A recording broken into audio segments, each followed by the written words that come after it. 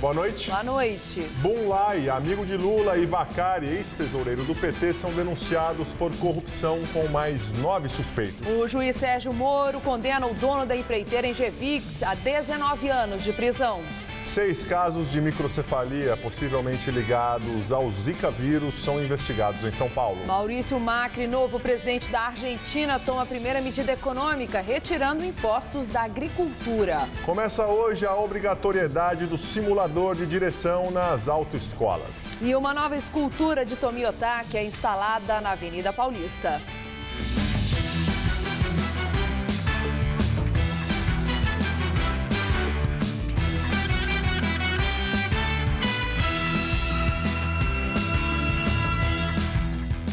Com a chegada do período da chuva, os moradores da cidade de São Paulo estão preocupados com uma nova epidemia de dengue e com a transmissão do Zika vírus. Para enfrentar o mosquito Aedes aegypti, os fiscais da vigilância aplicam inseticidas nos locais de risco, mas a população reclama que o plano da prefeitura é muito tímido diante da gravidade do problema. Como se não bastasse ter que se preocupar com a água parada em sua própria casa, a Cláudia agora está nervosa com o que acontece no jardim da vizinha. É que olha lá, a água parada. A moradora não estava quando a nossa equipe chegou e também não atendeu aos pedidos da Cláudia. Por isso, ela resolveu ligar para a prefeitura para que a vigilância sanitária fizesse alguma coisa. Mas o primeiro telefonema foi lá em outubro. Ninguém apareceu ainda. Fizemos uma nova ligação. E qual que é o prazo dessa... Dentro de 60 dias corridos. 60 dias corridos? Toda vez é isso é um absurdo. Eles têm que ter gente, para quando a gente reclama, vir pelo menos num prazo de uma semana.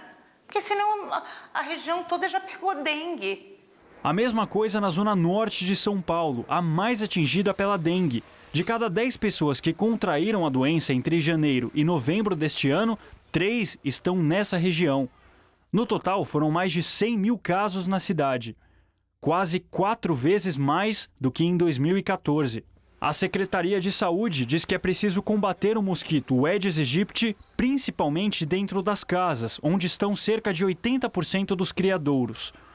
Mas o problema, segundo a dona Isa, é que a vigilância sanitária mal aparece na Brasilândia, onde ela mora com o marido.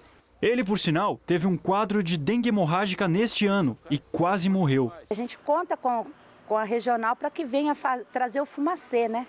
Para poder ver se mata esse mosquito da dengue, que está muito perigoso. Agora, com essa situação das grávidas, que não pode pegar também por conta dessa outra zika, né? É tudo uma zika só.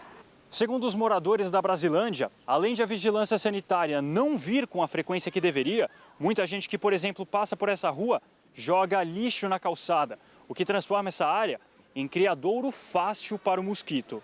Sem prevenção, está aí o resultado é esse aí. Agora, tem que ter atuação da vigilância sanitária da região freguesia Brasilândia. O povo tem que trabalhar, porque senão a população vai continuar morrendo aí e sendo contaminada. A ocasião agora não é para orientação só.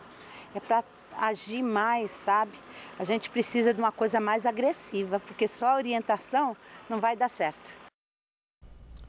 Segundo o secretário municipal de saúde, Alexandre Padilha, o tempo para a visita da vigilância sanitária foi reduzido de 60 para 30 dias. Os técnicos vão dar prioridade para os bairros com histórico de Aedes aegypti.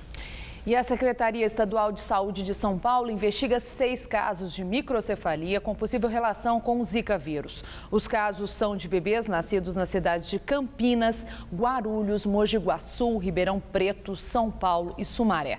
A microcefalia é uma malformação que faz com que o cérebro não se desenvolva de maneira adequada.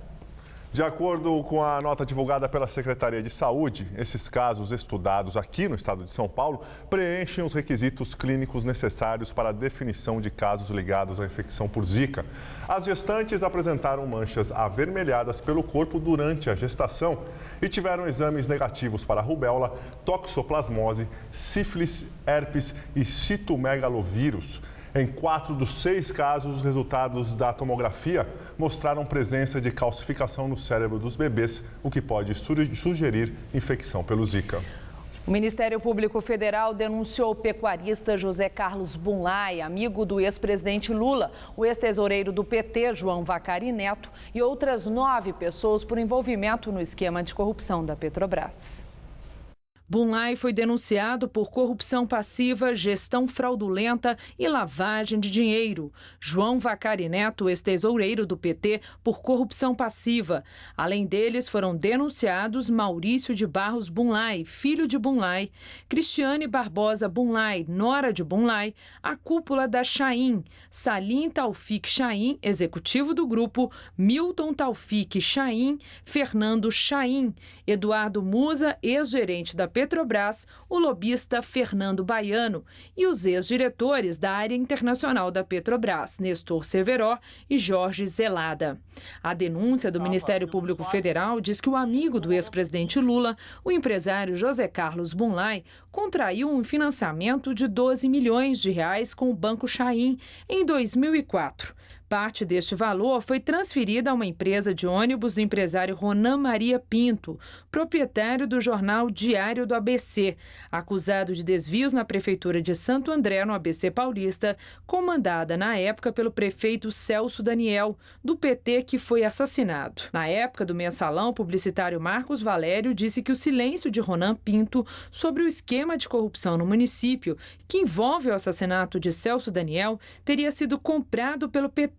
De acordo com o Ministério Público Federal, o empréstimo de 12 bilhões nunca foi pago por Bunlai. Um acordo entre Bunlai e a Chaim, que atua na área de engenharia, garantiu que a empresa perdoasse a dívida em troca de um contrato de 1 bilhão e 600 milhões com a Petrobras para a operação de um navio sonda em 2009. Para os procuradores da Lava Jato, Bunlai se valeu do seu relacionamento com Lula para obter o contrato, considerado irregular pela Polícia Federal. Segundo a denúncia, a quitação do empréstimo com o Banco Chaim foi feita por meio de uma simulação de compra e venda de embriões de gado, firmada entre as fazendas de Bunlai e do Grupo Chaim, o que para o Ministério Público Federal caracterizou lavagem de dinheiro. A Procuradoria da República cobra uma reparação de 53 milhões e meio de reais dos investigados. Nós temos o colaborador que veio no início falando que, o colaborador da Chaim, Salim Chaim, falando que lá desde o início houve uma reunião em que estava Delúbio Soares e no momento seguinte, a título ao menos de confirmação, ou pelo menos ele interpretou isso como uma confirmação, ele recebeu uma ligação do José Dirceu. Esse é um indicativo bastante forte e contundente de que existiu um envolvimento partidário aí. Bunlai está preso em Curitiba desde o dia 24 de novembro. Na ocasião, Cristiane Barbosa Bunlai, Guilherme Bunlai e Maurício Bunlai, nora e filhos do empresário, foram conduzidos coercitivamente, quando o investigado é levado para depor e depois é liberado. Que partidos políticos agiram como se a Petrobras fosse sua propriedade privada. Agora, o Brasil não é terra de ninguém, muito menos de corruptos e corruptores. O Brasil é terra de brasileiros que querem justiça e nós a alcançaremos. O juiz federal Sérgio Moro condenou o dono da empreiteira Engevix a 19 anos de prisão. Gerson Almada foi condenado pelos crimes de corrupção, lavagem de dinheiro e organização criminosa. De acordo com o Ministério Público Federal, os dirigentes da Engevix teriam destinado pelo menos cerca de 1% sobre o valor de contratos e aditivos à diretoria de abastecimento da Petrobras, totalizando cerca de 15 milhões de reais em propina. E parte destes valores teria sido destinada ao ex-diretor da estatal, Paulo Roberto Costa. Neste mesmo processo, o juiz Sérgio Moro condenou Paulo Roberto Costa a 14 anos e 10 meses e o doleiro Alberto Youssef a 19 anos e 2 meses por corrupção e lavagem de dinheiro. No entanto, como fizeram delação premiada, cumprirão outras penas conforme seus acordos de colaboração. No dia em que completa 68 anos, a presidente Dilma Rousseff teve uma reunião de trabalho fechada com ministros no Palácio do Planalto. O governo espera aprovar a lei de diretrizes orçamentárias antes que os parlamentares entrem em recesso. Também está prevista para essa semana a decisão do Supremo Tribunal Federal de como será a eleição dos integrantes da comissão especial que vai analisar o processo de impeachment da presidente. Direto de Brasília, Josias de Souza fala sobre o clima em Brasília e a espera pela decisão do Supremo em relação ao impeachment.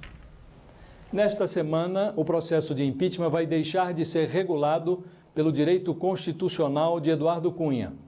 Provocado pelo PCdoB, um velho aliado dos governos do PT, o Supremo Tribunal Federal deve definir na quarta-feira o rito processual do impeachment. Com isso, o processo vai ganhar um outro grau de legitimidade. Além de dizer se valeram os atos praticados até aqui sob Eduardo Cunha na Câmara dos Deputados, o Supremo vai ter que definir o papel do Senado e não fará isso do zero. O Brasil já afastou um presidente da República em 1992, Fernando Collor de Mello. Observado o mesmo rito, o Senado terá que avalizar uma eventual decisão desfavorável a Dilma na Câmara antes de determinar o afastamento temporário por 180 dias da presidente da República do seu cargo e antes de iniciar efetivamente o julgamento do impeachment. Desnecessário lembrar que o Senado é presidido pelo investigado Renan Calheiros. Com tudo isso, no final das contas, vai ficar valendo o lema do PT e dos seus aliados: não vai ter golpe. O que vai ter é um processo regular previsto na Constituição, supervisionado pelo STF e sujeito aos humores das duas casas legislativas, com todos os defeitos que essas casas têm e que a democracia brasileira foi capaz de produzir. O destino de Dilma está nas mãos do STF, da Câmara e do Senado. A temperatura morna dos protestos deste domingo deixaram a presidente da República animada, mas Dilma evitou comemorar em público. Ela sabe que a raiva do brasileiro permanece a mesma, apenas ficou em casa. E ela sabe também que ainda não está livre do risco de ver o seu destino transformado em fatalidade. Boa noite. Começou a valer hoje a obrigatoriedade do simulador de direção nas autoescolas. O uso do equipamento foi alvo de uma longa polêmica que se arrastava desde 2013. O Luiz tem 18 anos e cansou de usar o transporte público para ir trabalhar. Ele está tirando a habilitação para comprar um carro e aprovou a primeira aula no simulador. Aqui dá para você ter uma noção de como vai ser a rua, como que funciona o volante, freio, embreagem, marcha, como sair de um carro parado, ligar o carro, sair com ele. A decisão sobre o uso do equipamento se arrasta há quase 3 anos. Em 2013, tornou-se obrigatório pelo Conselho Nacional de Trânsito, depois opcional, e a partir de hoje voltou a ser obrigatório. Esta autoescola da Casa Verde, na Zona Norte, se preparou. Há 2 anos adquiriu 2 cabines. Hoje, cada uma custaria em média R$40 mil. Existem hoje outros fatores que vão onerar muito mais esse processo de habilitação. Preço do combustível, mão de obra qualificada, preço dos aluguéis, tudo isso acaba onerando, as taxas dos estados também acabam onerando muito mais do que o próprio simulador. A lei determina que cada aluno faça pelo menos 5 horas aulas no simulador. Essas aulas já fazem parte do pacote de 25 aulas práticas já previstas em lei, portanto a carga horária total não muda. A compra do equipamento também não é obrigatória e está previsto em lei o uso compartilhado dos simuladores. Nesses casos, o aluno pode usar o simulador de um estabelecimento parceiro, como se fosse um aluguel. Esta foi a saída encontrada por esta autoescola do Tatuapé, na Zona Leste. É que 2015 foi um ano muito atípico, não só para a autoescola, mas como todo o segmento da economia. Então, como há a possibilidade de fazer o uso compartilhado e parcerias que nós já temos, resolvemos então aguardar um melhor momento para fazer a compra do equipamento. O presidente do sindicato da categoria defende que não haja repasse de custos para o valor da retirada da CNH. Não há de se falar hoje em aumento de custo, porque essas aulas que hoje estão necessárias para o simulador de direção, elas são em substituição às aulas no veículo de aprendizagem. Então, não aumentou a carga horária. Ele acredita ainda que com o simulador os futuros motoristas vão sair mais preparados das aulas. O aluno tomava as 25 horas aulas de prática e não passava, por exemplo, por uma aula com chuva. ou pista escorregadia, ou uma série de outras situações, um animal passar à frente do veículo repentinamente, isto tudo no simulador é possível de fazer em ambiente seguro, tanto para si mesmo quanto para os que estão em torno daquela aula. Em Osasco, na Grande São Paulo, uma alteração no trânsito para facilitar a visitação à decoração natalina virou transtorno para motoristas e usuários de ônibus. Muita gente até aceita o contratempo, porque para elas vale a pena dedicar um momento para apreciar a beleza dos enfeites. O farol abre, mas ninguém anda. 6 horas da tarde, o trânsito tá fácil para ir embora para casa? Maravilhoso, tá fantástico, bom, né? Tá tranquilo hoje. Com ruazinha fechada, melhor ainda. Nas ruas laterais, faixas avisam sobre a tal interdição da Avenida Bussocaba, uma das principais logo na entrada de Osasco. De 28 de novembro a 20 de dezembro, a Prefeitura estimula a visita das pessoas à decoração de Natal deste ano. E para isso, fecha um sentido da via às sextas, sábados e domingos, entre as 6 da tarde e a meia-noite. O trânsito vira um nó. Era para eu ter pego outro caminho, né? Eu esqueci e vim por aqui. Eu acho que a gente acaba relevando, né? Porque Natal, acho que tudo é pro bem, né, das crianças. Tem trânsito, mas vale a pena isso daí para as crianças. Eu acho bacana. Eu acho que é um investimento que traz um benefício não só para a criança, mas para os pais também, que não tem condição de proporcionar uma coisa dessa. Mas tem gente reclamando. Não adianta nada fazer um negócio bonito se não tem um progresso no trânsito na cidade. A população melhor... trava tudo. Trava tudo, né? Péssimo. Muito ruim. No final do ano nunca tem jeito, né? Para onde você vai é trânsito, não tem acordo. O ônibus de volta para casa está a menos de 100 metros do ponto, mas o trânsito está completamente parado. E não são só os motoristas que reclamam. Quem está lá no ponto, esperando o ônibus, que já está pertinho, também reclama e muito. E a gente quer chegar rápido, né? Aí atrapalha muito a gente. Acabei de chegar ao trabalho, só quero descansar e ter que pegar o ônibus lotado. Essa demora toda só faz se cansar mais. Quem visita o local aproveita as atrações, tira fotos e principalmente se diverte com a família. Muito linda. Ficou lindo, né? Ficou mais bonito do que o ano passado. Ficou bom. Ronivon, apresentador do programa Todo Seu, aqui da Gazeta, e sua mulher Cristina foram assaltados de madrugada na Marginal Pinheiros. Eles estavam voltando de um jantar no carro do apresentador quando um veículo atravessou o caminho. Os bandidos desceram armados e assaltaram o casal. Levaram o carro, celulares e objetos pessoais. Ronivon e a mulher tiveram que ir a pé para casa na região do Morumbi. O apresentador contou que foi machucado na ação porque os bandidos arrancaram o relógio de seu pulso. Rony registrou queixa na delegacia. Secretaria Municipal da Saúde lança aplicativo e site que permitem ao paciente localizar qual farmácia da rede municipal distribui gratuitamente o remédio que ele procura. Atualmente, mais de 6 milhões de pessoas são atendidas por ano nas farmácias da Prefeitura e 195 milhões de reais são gastos em medicamentos pelo município. O secretário municipal da Saúde, Alexandre Padilha, apresentou a ferramenta Aqui Tem Remédio durante uma coletiva no Centro de Distribuição de Medicamentos, no Jaguaré, Zona Oeste de São Paulo.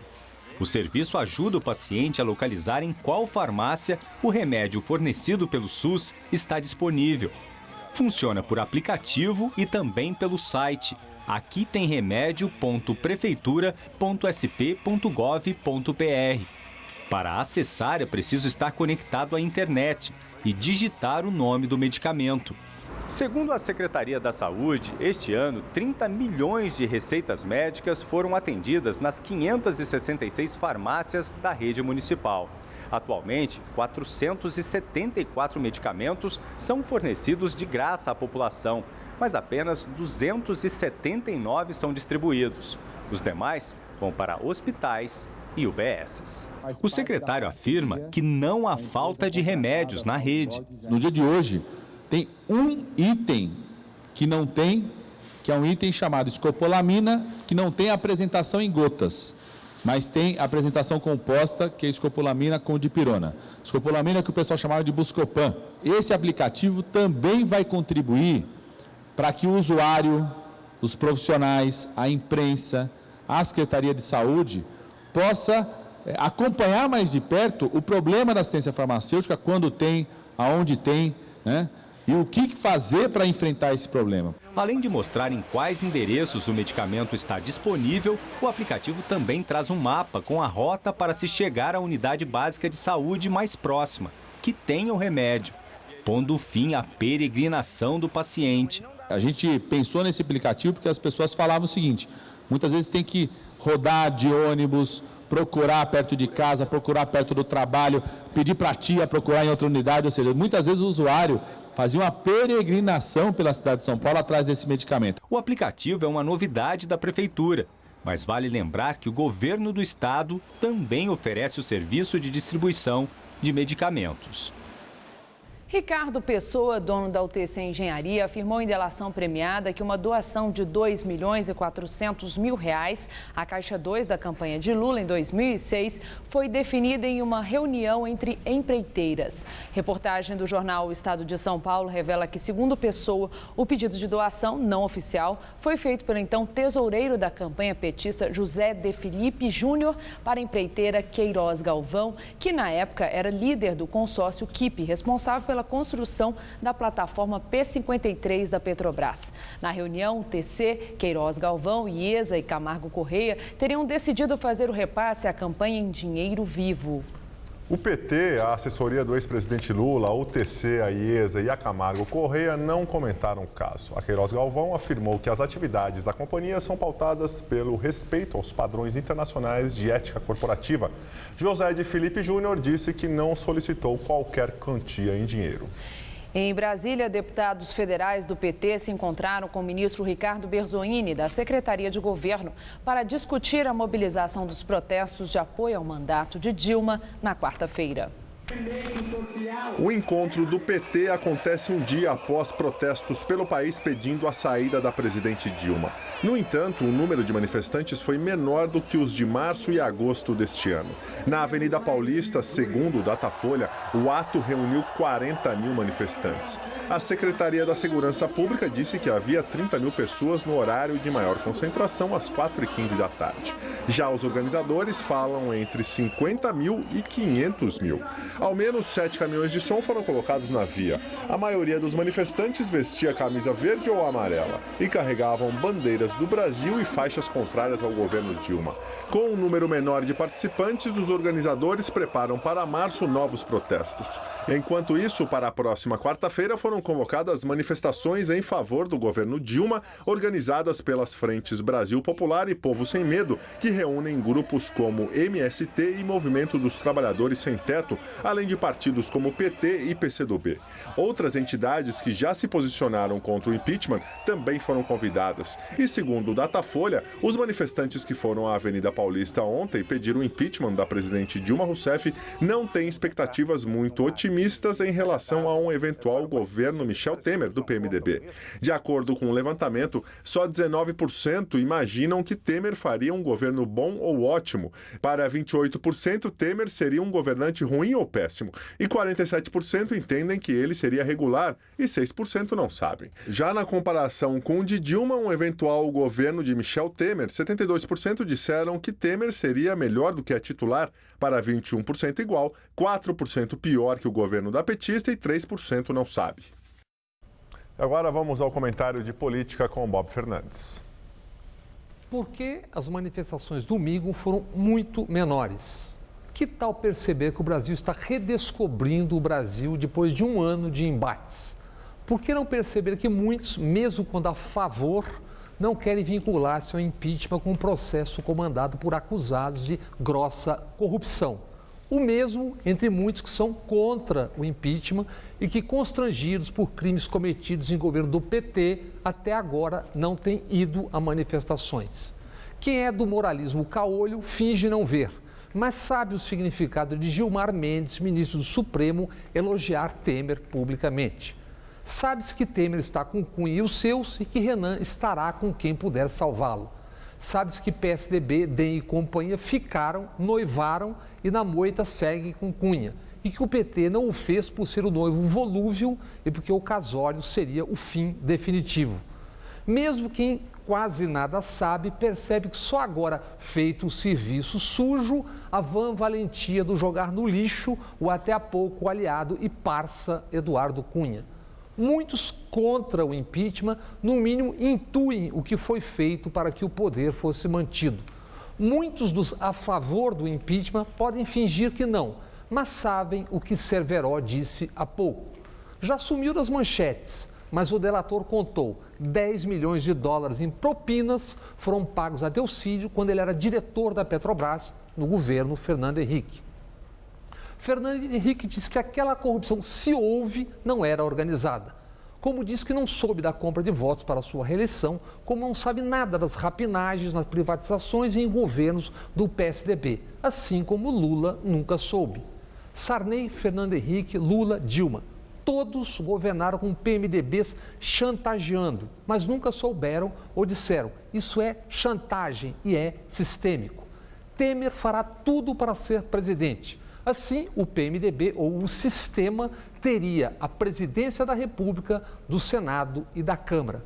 O que significaria tanto para o Brasil da Lava Jato? Boa noite. Uma massa de ar quente e úmido que está sobre o estado de São Paulo facilita a formação de nuvens de tempestade. E a semana promete ter mais temporais por causa desse ar abafado. Vamos ver em detalhes a previsão para o Brasil e o estado de São Paulo com Luciana Magalhães.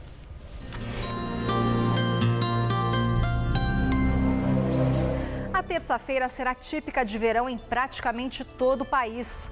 Dia quente, ensolarado, com pancadas de chuva, principalmente à tarde, de norte a sul do Brasil. Apenas a área amarela, que inclui o norte de Minas Gerais, do Rio, Espírito Santo e o Nordeste, é que terá tempo firme. Mas pode chover rápido e fraco em todo o litoral nordestino. E no sul, a chuva não dá trégua e são esperados temporais com grandes volumes em toda a faixa oeste da região.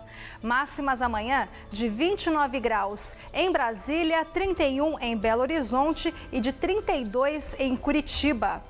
Já em São Paulo, a previsão é de chuva para todo o estado. Em algumas regiões, como no oeste paulista, já pode chover desde cedo. O ar fica abafado e há risco de temporais à tarde. No centro-oeste, temperaturas um pouco mais baixas, com máxima de 30 graus em Araçatuba e de 31 em Votuporanga. Já na região mais central do estado, máxima de 29, tanto em Bauru como também em São José do Rio Preto. E na faixa leste, máximas de 29 graus em Sorocaba e de 34 em Santos.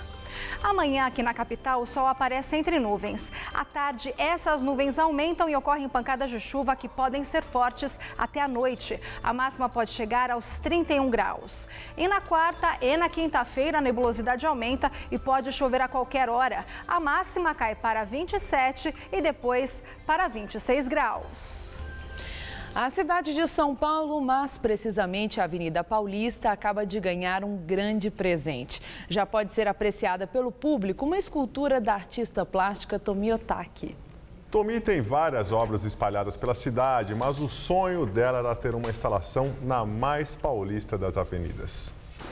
Os operários ainda finalizavam a obra nesta tarde, mas quem passou não se importou em fotografar um andaime ou a escada. Impressionante, achei muito bonito. Tá? Você sabe de quem é? Nossa, é o nome de japonesa, né? Que ela faleceu com 101 anos, não é isso? Super presente para a cidade, para a Paulista também. A escultura vermelha e prateada chama mesmo a atenção de quem passa na Paulista, entre as alamedas Pamplona e Campinas, no sentido do Paraíso. A montagem da escultura é uma parceria do Citibank e da Associação Paulista Viva, que vai cuidar da obra. A Avenida Paulista é a principal avenida de São Paulo. A Tomi Otaki é um símbolo da cidade, ela tem obras por toda a cidade, exceto na Avenida Paulista. Então era um sonho dela. Tomi Otaki foi uma das figuras mais importantes das artes plásticas no Brasil e ficou conhecida pelas grandes esculturas que mudaram a paisagem urbana de São Paulo. Ela morreu aos 101 anos no começo de 2015, sem realizar um sonho, que era ter uma obra na Avenida Paulista. Especificamente para a Avenida Paulista, não se sabia na época onde. O que é legal desse trabalho da Tomi Otaki é que de cada ponto da Paulista você vê uma nova escultura. Eu estou aqui na ciclofaixa e ela está quase da minha altura, mas na verdade ela tem 9 metros e pesa 7 toneladas.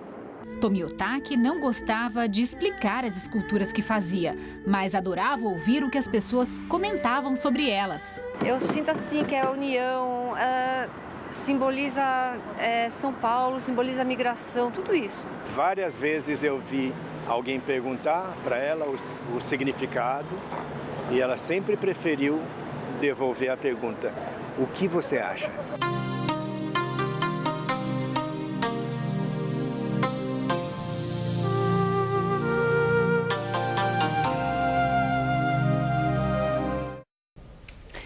E o mercado financeiro aumentou mais uma vez a projeção de retração do PIB para este ano. Segundo o Boletim Focus divulgado pelo Banco Central, a retração da economia será de 3,62%. Para 2016, o cenário também é pessimista, com retração de 2,67%.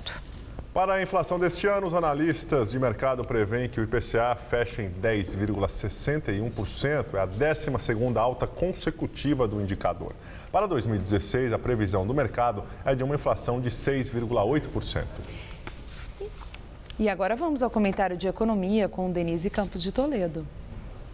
É impressionante como as projeções pioraram ao longo deste ano. E não são mero palpite, não. O mercado foi se ajustando à realidade. Aliás, continua se ajustando. As projeções vão piorar mais caso não se faça algo mais consistente para reverter os desequilíbrios da economia. A questão é que qualquer planejamento melhor elaborado vai depender da evolução do quadro político e até da Lava Jato. O governo fragilizado não consegue avançar no Congresso em temas relevantes, como a reforma da Previdência, tributária e outras, que poderiam melhorar as finanças públicas no longo prazo. Em vez disso, tenta garantir mais receita com repatriação de recursos, com a volta da CPMF, quer aumentar a já elevada carga tributária, penalizando mais a economia, que enfrenta uma das maiores crises da história.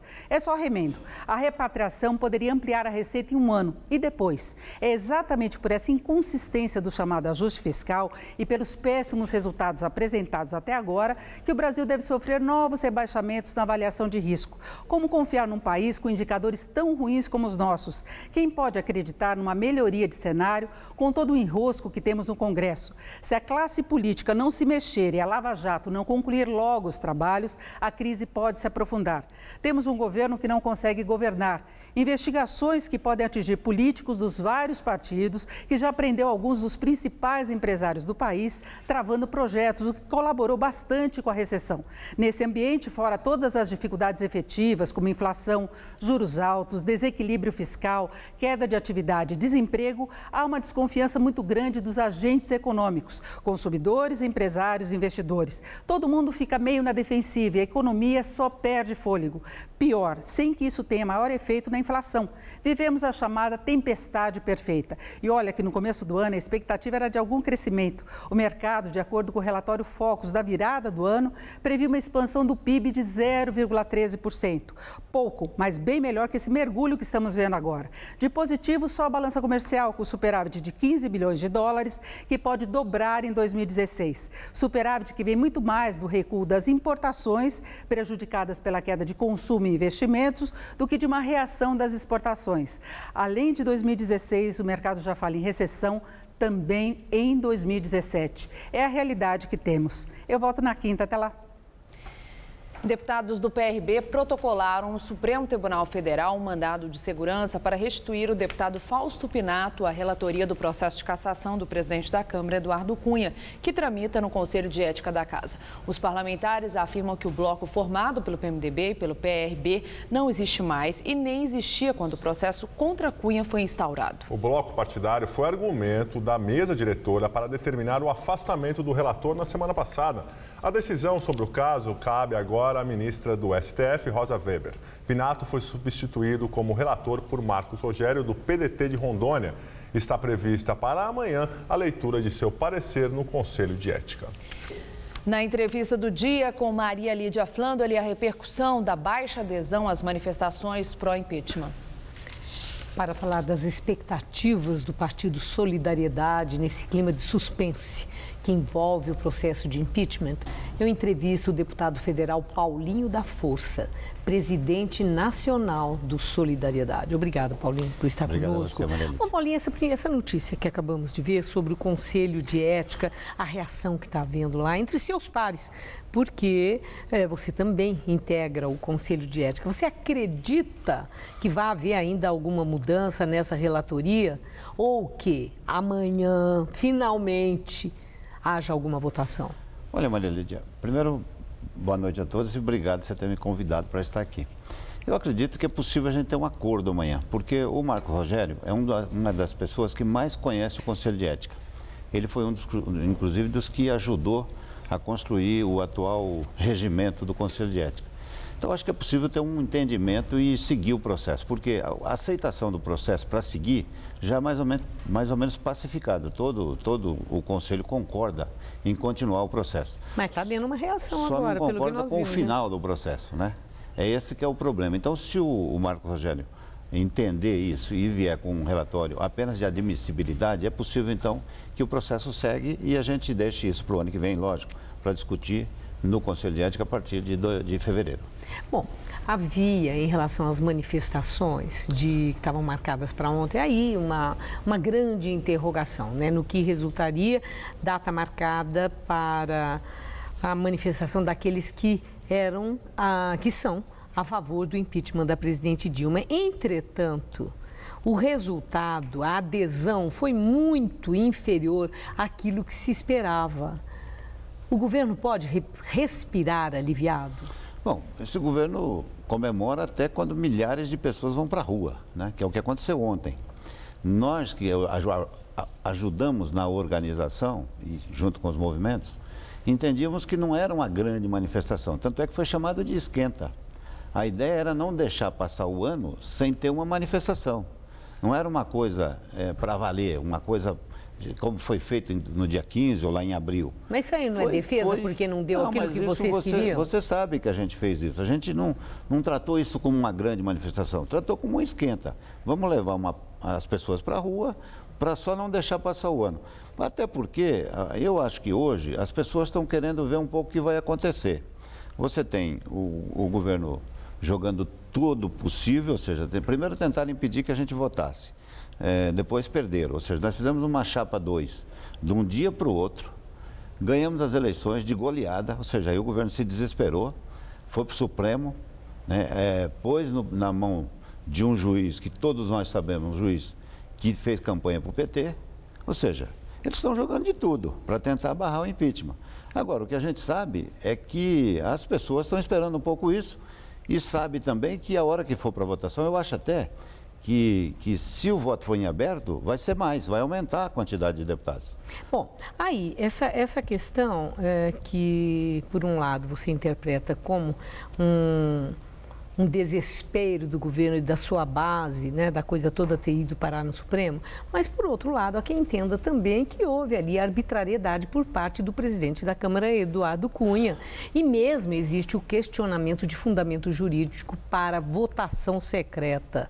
Então, quem vai decidir, isso aí nem adianta nós ficarmos falando nisso, quem vai decidir é a Corte Maior do país, está marcado para quarta-feira. O que eu quero saber é se lá no Solidariedade vocês acreditam que vai sair mesmo a decisão do Supremo, vai estabelecer qual vai ser o rito, ou isso tudo pode ser jogado para o ano que vem? Eu queria fazer uns comentários antes de chegar nisso. Primeiro, que eu acho que se nós tivéssemos feito voto secreto, voto aberto, o Supremo, eles iam entrar no Supremo para dizer que o voto tinha que ser aberto. Ou seja, eles iam entrar de qualquer jeito, né? É uma suposição, Uma suposição, porque o Fachin, por exemplo, que segurou o processo de voto secreto, ele foi eleito por voto secreto. Todas as votações para a eleição na Câmara é feito por voto secreto. Portanto, não tem essa história. A votação do Fernando Collor de Mello foi feita secreta. Agora, foi feita aberta, aqui você afasta o presidente. Mas o início da votação foi feito secreto.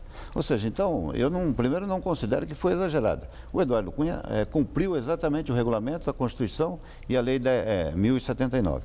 Portanto, o Supremo vai decidir, né? Agora, o que o Supremo pode decidir? Que o voto vai ser aberto. Se o voto for aberto, eu acho que vai aumentar. Segundo, eu acho que pode ter um pedido de vista, né? Até porque está todo mundo querendo que isso fique para fevereiro. Tanto a oposição como o governo com medo de votar isso agora e perder de cara.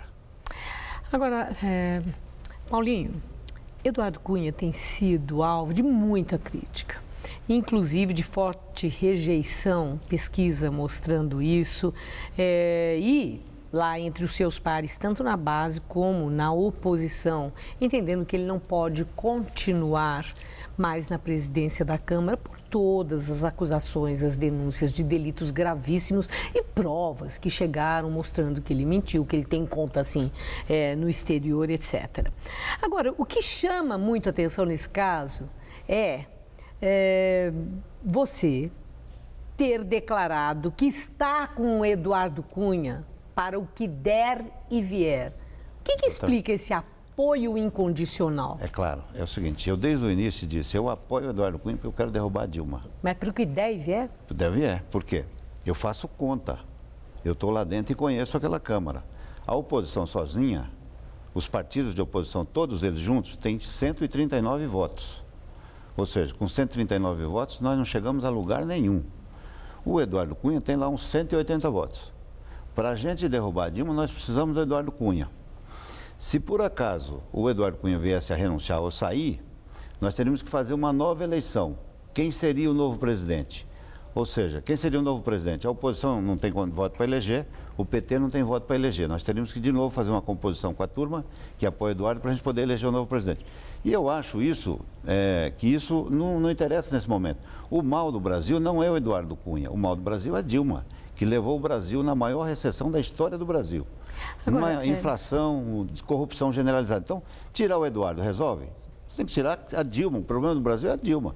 Mas a população, para encerrar, Paulinho, está muito atenta. Pesquisa mostrou que 81%, eu fui olhar o último resultado das pesquisas sobre Eduardo Cunha, 81% dos eleitores acham que Eduardo Cunha deve ser cassado.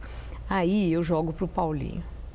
Essa sua lealdade a Eduardo Cunha, com aquela frase, para o que der e vier, não coloca você em risco, você não pode perder votos, a confiança do seu eleitor, mais ou menos, entende, na base daquilo que é a sábia, a filosofia popular, tão conhecida de todo mundo, diga-me com quem andas, dir-te-ei quem és. Você não tem receio, Paulinho, que isso seja contraproducente para você, esse apoio irrestrito a Eduardo Cunha? Eu acho que as pessoas sabem o que eu estou fazendo.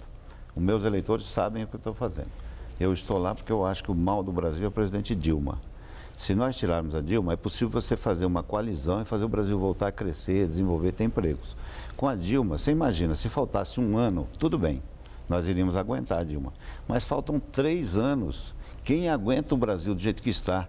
País metido numa corrupção generalizada, nós só abrimos alguns pontos ainda, você já viu corrupção generalizada. Você imagina aguentar ela com uma recessão, com desemprego, com ninguém querendo investir no Brasil, né? As pessoas perdendo emprego, lojas fechando, ou seja, não é possível continuar assim. E eu, como faço conta e conheço o Congresso, nós precisamos do Eduardo para tirar a Dilma. Depois que tirar a Dilma, a gente conversa do resto. Muito obrigada, Paulinho. Obrigado a você. Uma boa noite. Uma boa noite. Gabriel. Veja a seguir, definidos os confrontos das oitavas de final da Liga dos Campeões da Europa. E o novo presidente da Argentina faz mudanças na economia. Maurício Macri faz anúncio econômico e retira impostos sobre o setor agrícola do país. A Prefeitura criou o bilhete único mensal, condução mais barata para 1 milhão de pessoas. Quanto mais você usa, mais economiza. Aproveite! E o passe livre já está disponível para estudantes e idosos. É transporte de graça. E para agilizar tudo isso, a Prefeitura está modernizando a frota e já implantou quase 500 quilômetros de faixas exclusivas de ônibus. Vá de ônibus, é mais rápido e mais barato.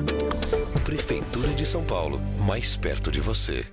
Quem quer comunicar precisa estar atento ao alcance de sua mensagem, aos canais mais adequados, às mudanças mais repentinas. A comunicação evoluiu. A Faculdade Casper Libero leva você ao próximo nível, a pós-graduação. São 4 cursos que ajudam você a ser protagonista nas grandes transformações. Professores com ampla e reconhecida experiência acadêmica, autonomia para montar a grade curricular e escolher sua carga horária, localização privilegiada e tradição no ensino superior em comunicação. Divida sua carreira entre antes e depois. Faça a pós-graduação na Casper Libero. Inscrições abertas. A fábrica onde João Paulo trabalha fechou um novo contrato de exportação.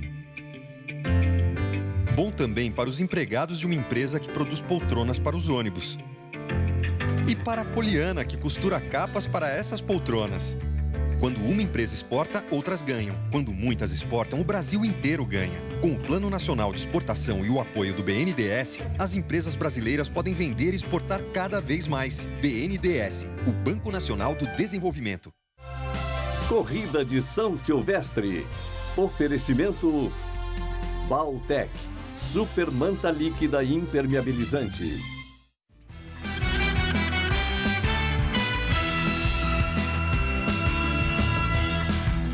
E agora as notícias do esporte com Gabriel Cruz e Celso Cardoso. Cerca de 200 atletas amadores participaram de uma simulação do percurso da São Silvestre.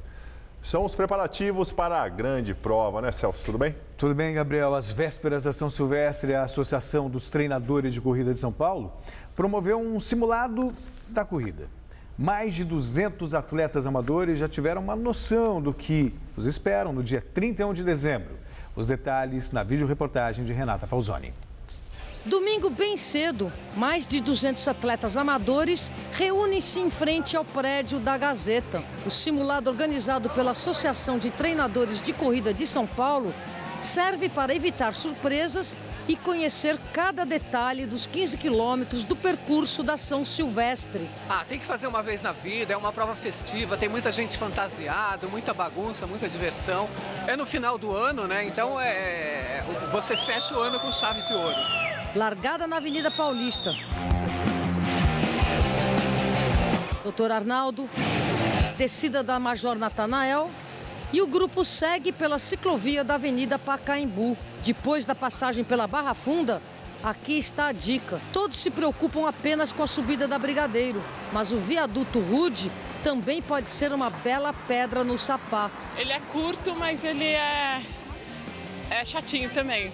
Não tem muita surpresa. Isso é bom, dá segurança. Você sabe aonde você pode acelerar mais, aonde você pode se poupar. Os corredores seguem pelo centro da capital paulista, Teatro Municipal, Prefeitura, Largo São Francisco e aí sim, fôlego final guardado para a Brigadeiro. Aqui é a hora que a gente vai ficando mais feliz, é quando o gás vai aumentando. Não, depois da São Carlos do Pinhal, é só alegria. E falta pouco.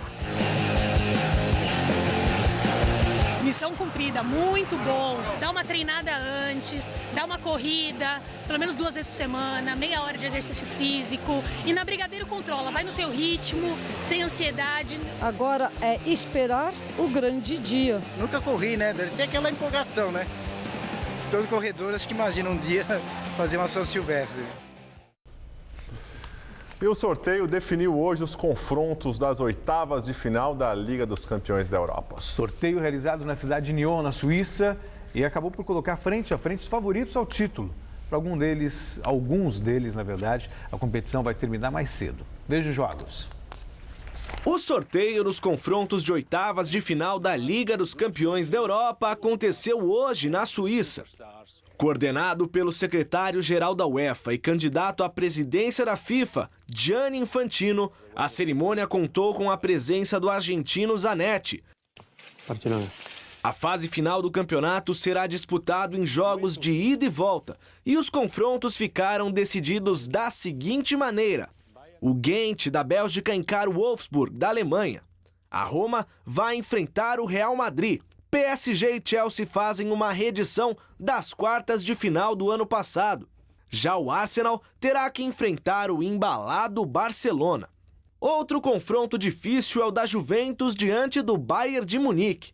Os holandeses do PSV vão enfrentar o Atlético de Madrid. O Benfica, de Portugal, encara o Zenit da Rússia. E fechando os 8 jogos, o Dinamo de Kiev pega o Manchester City. E o Mundial de Clubes da FIFA já tem definidos os confrontos das semifinais e com surpresas. O chinês Guangzhou Evergrande, dirigido pelo técnico Luiz Felipe Scolari, desbancou o favorito América do México e vai enfrentar o Barcelona na briga por um lugar na decisão do torneio. Do outro lado da chave, o adversário do River Plate da Argentina será o Hiroshima. O campeão japonês eliminou o Mazembe, que fora finalista do torneio em 2010. Veja os gols. Pelo Mundial de Clubes, o Hiroshima, time da casa, abriu o placar diante do Mazembe com Shiotani, aproveitando o cruzamento da direita. Shiba, de cabeça, anotou o segundo da equipe japonesa sobre o campeão africano. Asano, também de cabeça, marcou o terceiro do Hiroshima e deu números finais ao jogo. Com a vitória por 3-0, os japoneses garantiram vaga na semifinal da competição para enfrentar o River Plate. O Guangzhou Evergrande da China foi outra equipe a assegurar um lugarzinho na semi do Mundial de Clubes. O time comandado por Felipão até saiu perdendo para o América do México, que fez 1-0 com Peralta. Só que Zheng Long e o ex-corintiano Paulinho trataram de virar a partida e dar a vitória ao classificado Guangzhou pelo placar de 2-1. Os chineses vão encarar o Barcelona na próxima fase.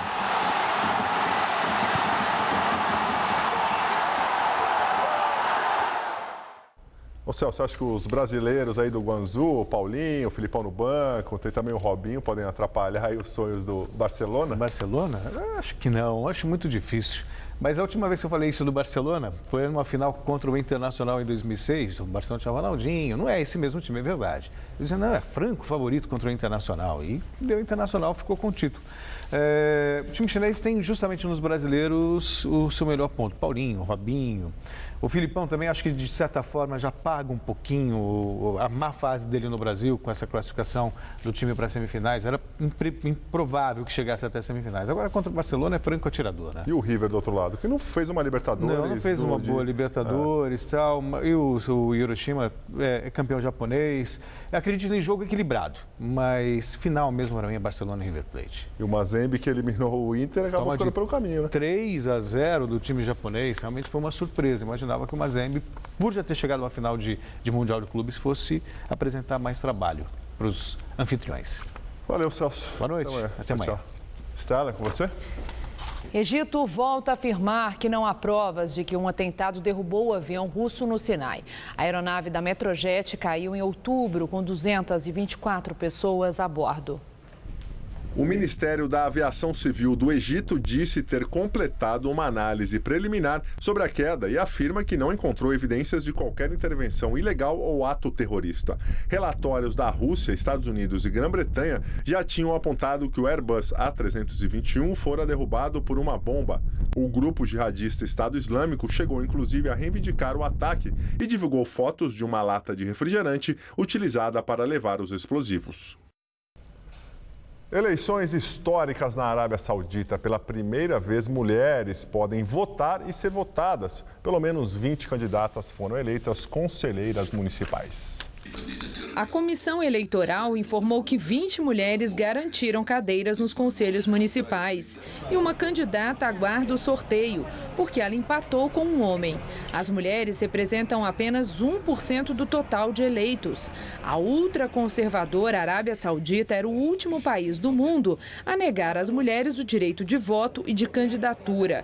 Mas elas ainda são proibidas de dirigir carros e precisam da permissão de um homem para trabalhar ou viajar. O novo presidente da Argentina, Maurício Macri, faz seu primeiro anúncio econômico, o chamado Decreto Retenções Zero. Foram retirados os impostos sobre as exportações agrícolas, menos o imposto da soja, que vai ter uma redução de 5 pontos percentuais. Macri fez o anúncio num evento com produtores em Pergamino, uma das regiões agrícolas mais ricas do país. Foram zeradas as tarifas de exportação de produtos como milho, trigo e girassol. A soja passa de 35% para 30%. O decreto também elimina a tarifa de 15% sobre as exportações de carne bovina. O novo governo acredita que o campo vai produzir mais, as exportações vão crescer e compensar o fim das taxas. Os impostos sobre as exportações de grãos criados em 2008 por Cristina Kirchner foram a causa de fortes atritos entre o antigo governo e o setor agrícola. Um ônibus que transportava policiais de fronteira da Argentina cai num desfiladeiro na província de Salta. Pelo menos 43 pessoas morreram. Um acidente aconteceu de madrugada em Rosário de la Fronteira, na província de Salta, no noroeste da Argentina.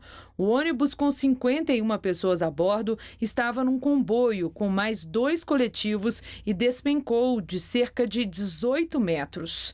O prefeito de Rosário de la Fronteira reconheceu que a rodovia nacional, onde aconteceu o acidente, está em péssimo estado.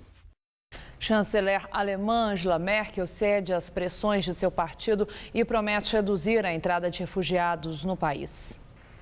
Angela Merkel discursou no Congresso do Partido Conservador CDU. Ela disse que seu governo deseja reduzir significativamente a entrada de refugiados no país, mas ressaltou que a Alemanha tem o dever moral e político de acolher os mais vulneráveis, especialmente os refugiados sírios, e que abrir as fronteiras aos refugiados foi uma obrigação humanitária. As estimativas indicam que o número de requerentes de asilo na Alemanha deve passar de 1 milhão este ano. A chanceler, de 61 anos, foi escolhida a personalidade do ano pela revista Time e pelo jornal Financial Times por sua resposta à crise migratória. O Jornal da Gazeta termina aqui. A edição de hoje pode ser vista no site do Jornal da Gazeta. Mais notícias em nossa edição das 10. Uma boa noite para você. Nos vemos às 10. Até já. Até lá. Hoje, 11h30 da noite, Fred Melo Paiva discute o futuro do Minhocão em Cidade Ocupada. Assista agora, Gazeta Esportiva.